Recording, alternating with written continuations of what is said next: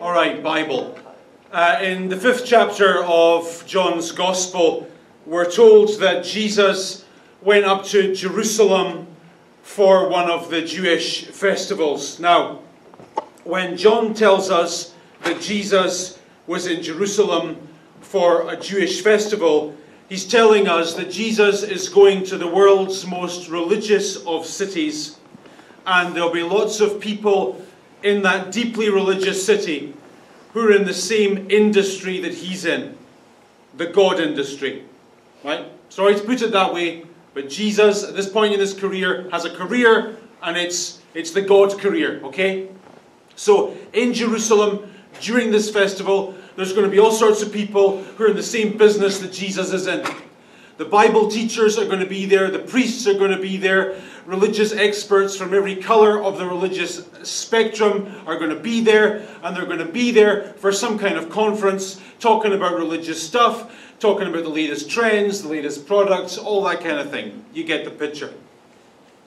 So over morning coffee and croissants in this religious city, the religiously well-placed will be talking religion with their peers, networking, all that kind of thing. Great if you like that kind of thing. Jesus doesn't like that kind of thing. Jesus hates that kind of thing. He doesn't particularly enjoy hanging out with religious people. They annoy him. So rather than doing that, we're told by John that there was a pool, which in Aramaic is called Bethesda, and which is surrounded by 5 covered colonnades. And then John tells us tellingly, here a great number of disabled people used to lie. Specifically, the blind, the lame, and the paralyzed. So, in a city that symbolized religious orthodoxy, during a festival populated by people who specialized in religious orthodoxy, there is this underworld of people who don't fit in. The pool that John is describing in this sentence is not a swimming pool, you understand. It's some kind of a healing pool, a 1st century version of Lourdes, if you like, to which the sick brought their diseases and infirmities in the vain hope of being healed. And the wrinkle with this detail is that in the 1st century, the Jewish faith did not do healing pools. Healing pools were superstitious pagan mumbo-jumbo. This particular pool actually has more to do with the paganism of ancient Greece than it does with the religion of ancient Israel. And what that means is that no self-respecting Bible teacher or religious expert, like any of those folks who are in town for this particular religious festival, not a single one of them would have anything to do with the people hanging out in this dirty place. Furthermore, the categories of illness, look at the sentence that John mentions here: blind, lame, paralyzed. In the 1st century, this is really uncomfortable to talk about, but in the 1st century, they were all thought to be direct symptoms of sin. So if you lived in the 1st century with a 1st century brain, and you saw a blind dude or a lame dude or a paralyzed dude, your immediate thought would be to make some kind of connection between their sickness and some sin in their life. And the assumption you would have made, therefore, was that they had it coming. They deserved what life gave to them. And for that reason, not a single one of these sorry souls around about this pool would have been welcomed at the religious conference that Jesus is in town to attend. Not one of them would have been welcomed at the local synagogue, and certainly not one of them would have been welcomed at the temple at the heart of this most religious of cities. So the healing pool, from the perspective of a good Bible teaching Jew like Jesus, is a cesspool. So here's Jesus, right? Let's just clarify before we go on. Jesus is in town for religious reasons. There's a religious gathering. All the best religious people are there. There's religious events on. Jesus checks into his hotel, takes a look at the conference schedule, yawns, and says, "No, I'm not into that. Take me to the cesspool. Take me to the darkest, dirtiest place in the city where the worst people are. Take me to the place where the proper people never go. Never mind the Shangri-La. Take me to the dive bar. That's my kind of place, my kind of people." Then John says that among the disabled was one who had been invalid for 38 years. Now, given the average life expectancy in the ancient world, that's a lifetime.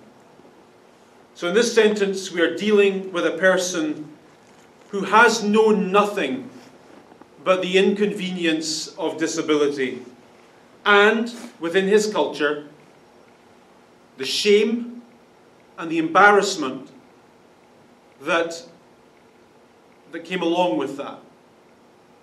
His whole life, people assumed he wasn't good enough. His whole life, people assumed there was some dark, dirty secret in his past.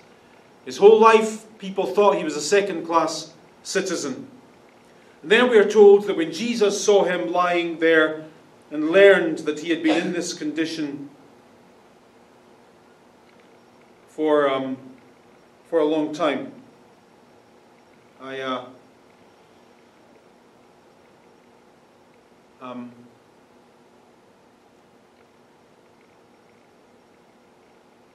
excuse me.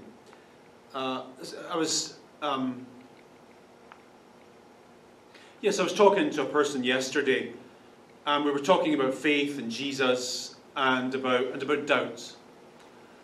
And this person was asking me, how do we really know, like, if it's true? And they were asking me if I ever had doubts. And yeah, of course. I think people who are absolutely certain of the things they believe are, they're crazies. Whack jobs. But I thought about this all day and most of the night. How do you know?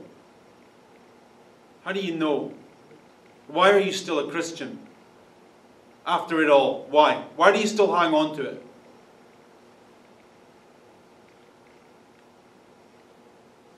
And here's my answer.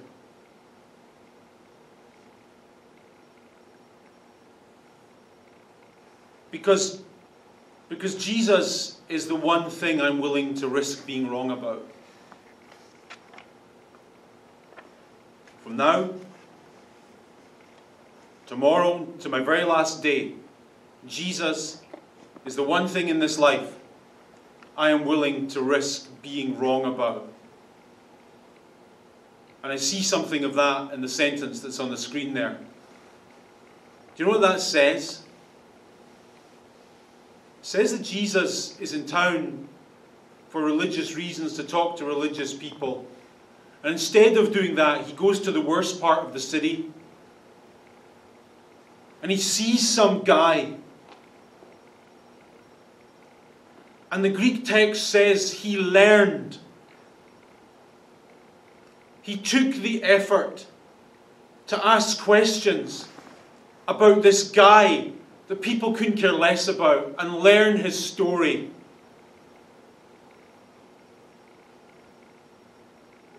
I can put all my chips on a faith like that. I can believe that's something beautiful. I love this. And then Jesus says to this guy, "Do you want to get well?" Which is actually a fair question, because when life forces you to deal with disappointment after disappointment after disappointment, you kind of get used to disappointment. There's not a single one of us in this room today who likes the problems that we have. But there are many of us who who have adapted to those problems. We had to survive. They've become part of who we are, and we've gotten used to them. And I think that's why Jesus asks this question. He's basically saying, buddy, you've been like this for 38 years. Do you want a new life, or do you want to stick with what you've got? It's a great question. And it seems to me that if we are to stop being our own worst enemies, it's a question that we ought to also ask of ourselves. There's no right or wrong answer to the question. Do you want to keep doing what you're doing? Do you want to stay the way that you are with the life that you've got? No right answer, no wrong answer. It's just a question. I guess your answer to the question depends on the life you've got and how you feel about it. But if the life you've got isn't good and you can't stand it, well, don't complain about it if you're not willing to do something about it. I guess that's also what Jesus is saying here. You've been coming to the healing pool for a long time. Do you actually want to get better? Or is this just a routine? The man replies and says, yeah. Dude, I'm at the healing pool. The clue's kind of in the name, Jesus. And then he says, look at the next sentence. Cracks me up. I have no one to help me into the pool when the water is stirred, and when I'm trying to get in, someone else goes down ahead of me. So, as I said, this was a pagan, superstitious kind of place, and the superstition of this particular place was that when the water rippled, I don't know, maybe they thought an angel made the water ripple or something. The game was first one into the pool got healed. Which kind of sucks if you're in a wheelchair. You can't walk. How nuts is this? Every day of his life, he is taken to a place where in order to walk again, he has to be the first one to run and jump in a pool. How nuts is that? And how nuts are some of the things we do to get better in life?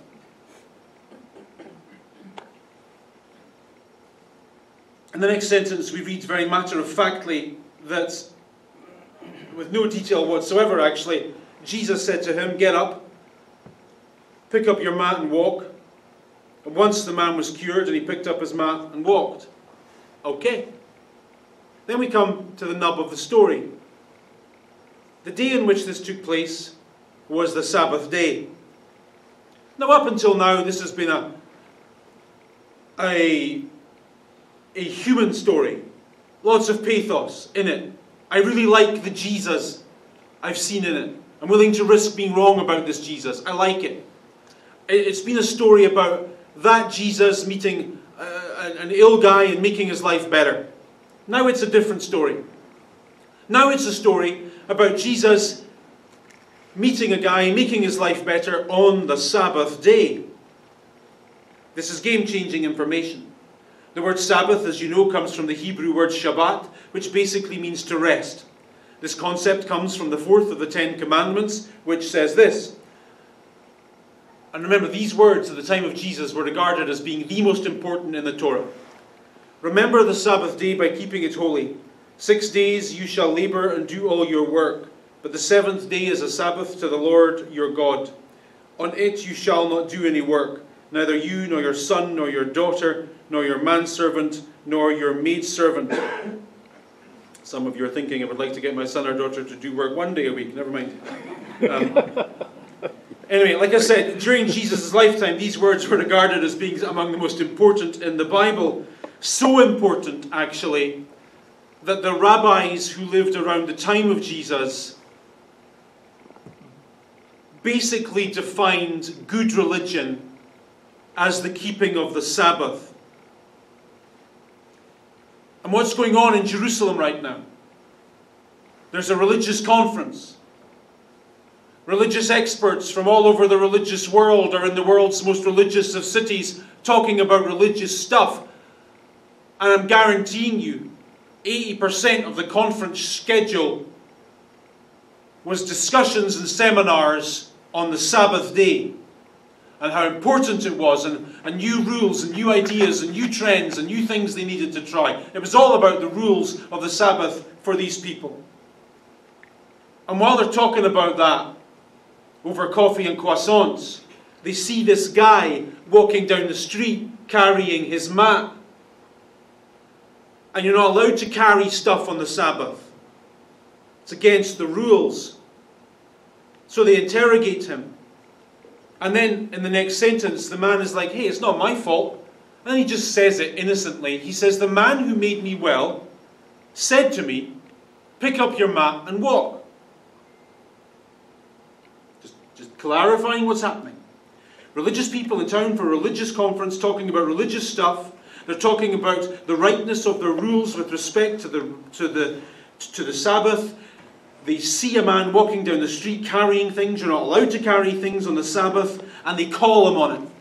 They say, why are you carrying stuff? You're not allowed to carry stuff. And the man innocently blames, he doesn't know it was Jesus at this point, he just blames the person who's healed him. He said, the man who made me well told me to pick up my mat and walk. Now that's dangerous. The only thing worse than someone breaking the rules is someone encouraging people to break the rules. Naturally, they asked in the next sentence, who told you to do that? Who said you could pick something up? Who said you could walk with a mat on the Sabbath? Now, for me, I think they're missing the main headline. They hear two pieces of information. Piece of information number one, I can walk. I haven't walked in 38 years and now I'm walking. Someone actually made me walk like an hour ago. Piece of information number two, I'm carrying my mat. One of these pieces of information for me is massive. The other piece of information doesn't matter at all. And yet, notice how they get interested in the wrong thing. And that is exactly what bad religion is. It is being interested in the wrong things. It is being fascinated by and obsessed with things that don't matter. And that also, I would suggest, is what bad living is.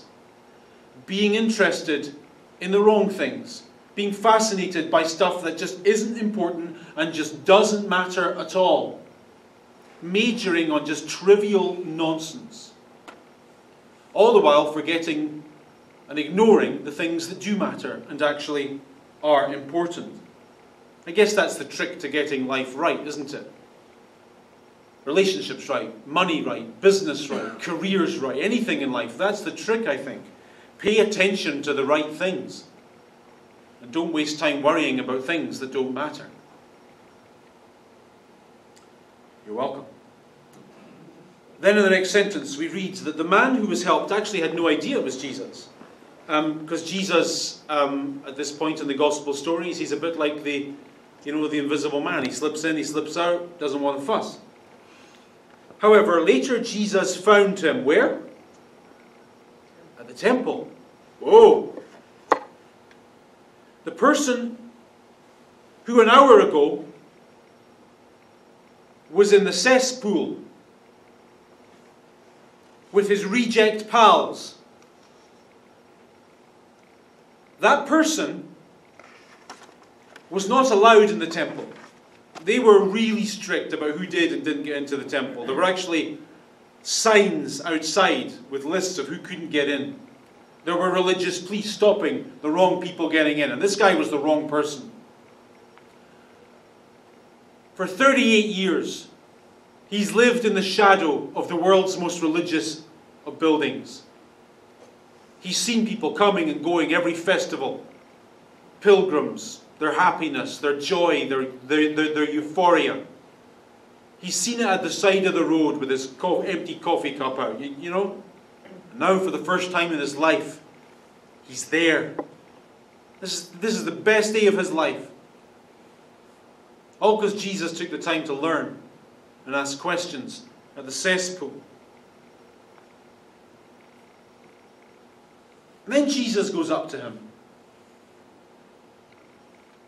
And for me, Jesus kills the mood. Look at what Jesus says. He says, you're well again. That's good. Leave it there, Jesus. Don't say anything else. See, you're well again. Then Jesus says, stop sinning or something worse will happen to you. What? Now, I'm uncomfortable with that. Because on a surface level, it does appear that Jesus is drawing a connection between sickness and sin.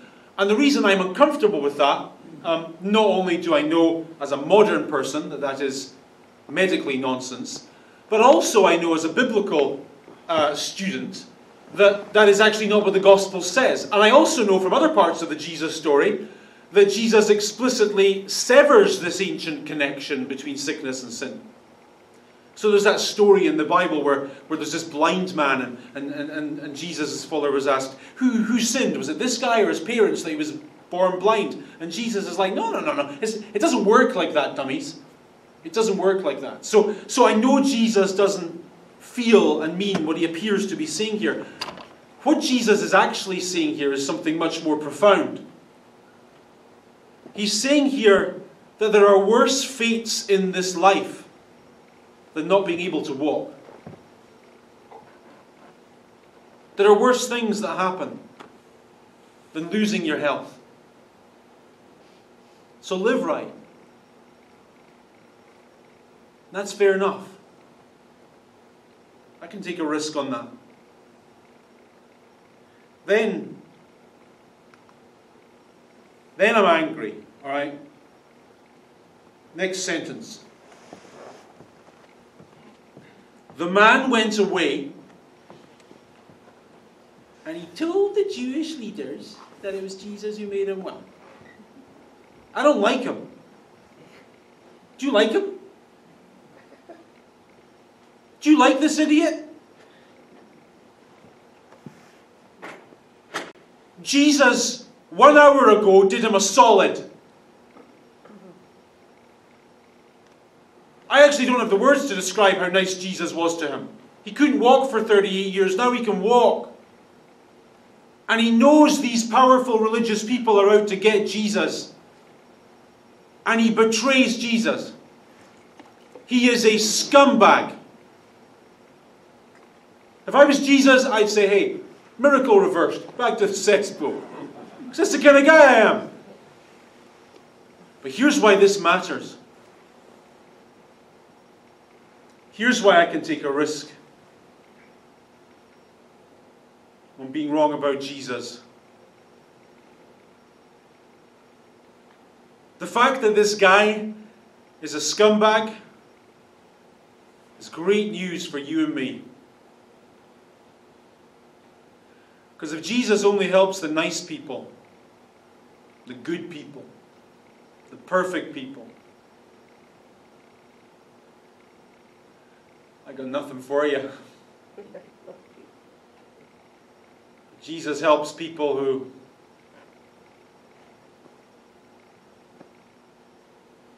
sometimes take wrong turns and behave contrary to their better instincts. That's the gospel. I can take a risk being wrong on that. In his defense,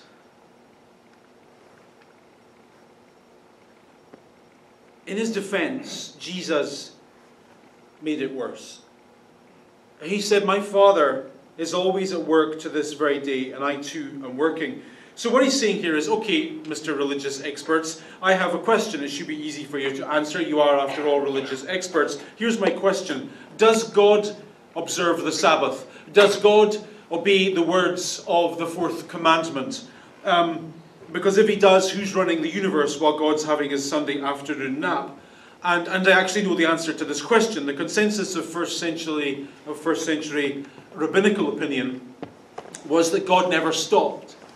Their belief was that God was continual, that he was unceasing, that he was always awake, always watching, always moving, always doing whatever it is God does, 24/7, 365 days a year, beyond time, all that kind of thing. So So at this point, Jesus and his religious interrogators are on the same page. They both agree that God never stops and that therefore he does not obey the words of the fourth commandment. But then Jesus, he takes this logic regarding God and he applies it to himself.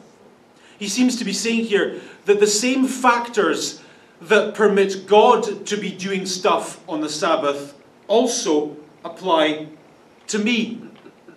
And that was so unnecessary. Like if I was Jesus' legal counsel at this point, I'd be like, Jesus, don't go with that angle. Instead say, actually the Torah has no words about carrying mats on the Sabbath. There's not a single line in the Torah about carrying mats on the Sabbath. So you getting upset about this guy carrying a mat on the Sabbath is completely unnecessary. But Jesus has to escalate the situation and say, you know what? I'm God. And God does stuff and I do stuff. So deal with it. And the reason that's controversial is because Jews obviously believed that God was unique.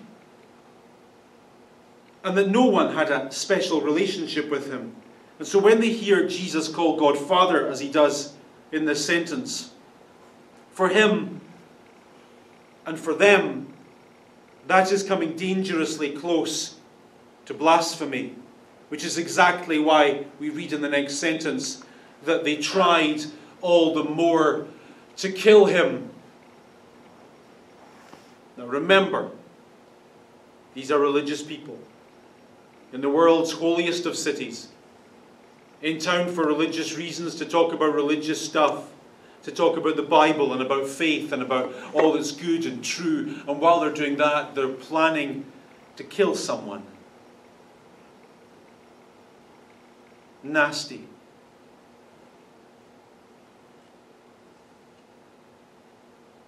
Reason, not only was he breaking the Sabbath, but he was even making God his own father, making himself equal with God. And so he was. It's very popular, isn't it? Even today, to think of Jesus as being a nice person. What's all the stuff people say about Jesus at your work and school? Jesus is nice. Jesus was a good teacher. Jesus said good things. It's all very innocuous, wallpaper paste kind of comments. You know why? Because nice people who say nice things are unthreatening. And they place limited demands on us. Jesus was never of this order. In the early church, people read this sentence and they got how threatening Jesus was claiming to be. I am God, is essentially what he's saying here. He says, very truly I tell you, the Son can do nothing by himself. He can only do what he sees the Father doing, because whatever the Father does, the Son also does. Next sentence, for the Father loves the Son and shows him all he does. In other words, here's what I'm doing, Jesus says. I, by my words and by my actions, am always revealing what God is like and what God is into. The people having this conversation in this text all agreed that God was invisible. God can't be seen, can't be touched. He is by nature invisible and unknowable. Jesus said of himself that what I do for you is I make the unknowable knowable. I make the unseeable visible. So you want to know what God is like?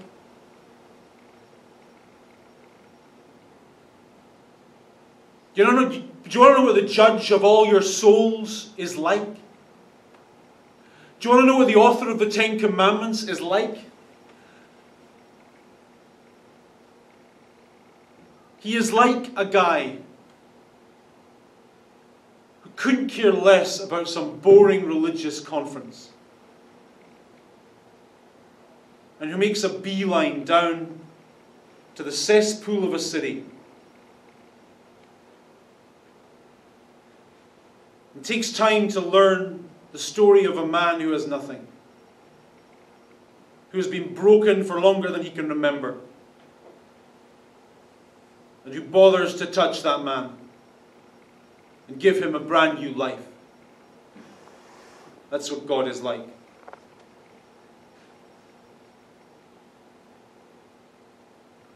He hates religion, but likes cesspools. He's not into the clean and respectable things of this life, but of the dirty and disreputable. Now I'm telling you that when I speak of God, I speak of myself.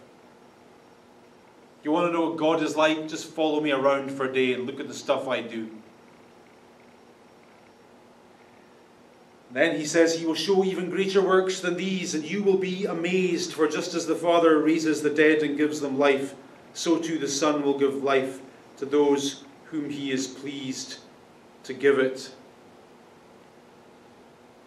What is your problem, dudes? This guy got a brand new life today. He went from dirty to the temple. Can you not be happy about that? That's what we're doing here. Moreover, the Father judges no one, but has entrusted all judgment to the Son.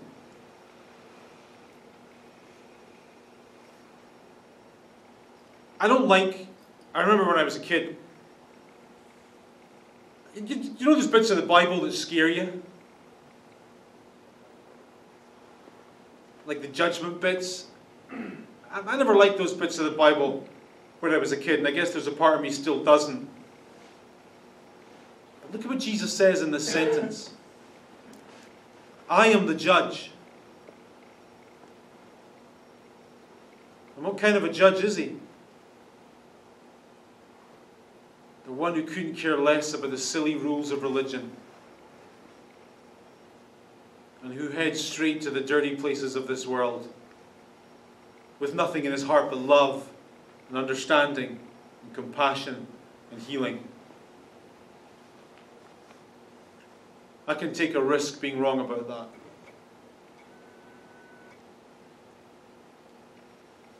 Next sentence. Very truly I tell you, whoever hears my word and believes him who sent me has eternal life and will not be judged, but has crossed over from death to life. I can take a risk being wrong about that.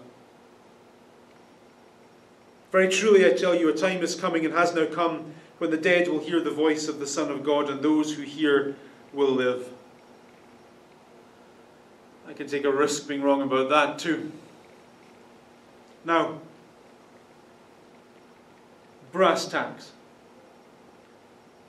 A person who talks that way is either one thing or he is another. He is either a nutcase or he is what he claims to be. The loony bins of this world are full of people who claim to be God. Right? So Jesus is either that, or he is as he claims to be. What he is not is clear. He is not a good person. He is not a great moral teacher, or the best human who ever lived, or whatever nonsense people say about Jesus to make him as unthreatening as possible, because he never claimed to be any of those things ever, not once. The only thing he claimed to be was God, Saviour. He claimed to be the person in whom life and forgiveness were found. And that being the case, the point of this conversation that Jesus is having is to say that the way you respond to Jesus has consequences in the end. Faith matters, it seems. Taking a risk on Jesus matters, it seems. Both in this life and, we believe, in the next. Thank you for coming. God bless you. See you next week.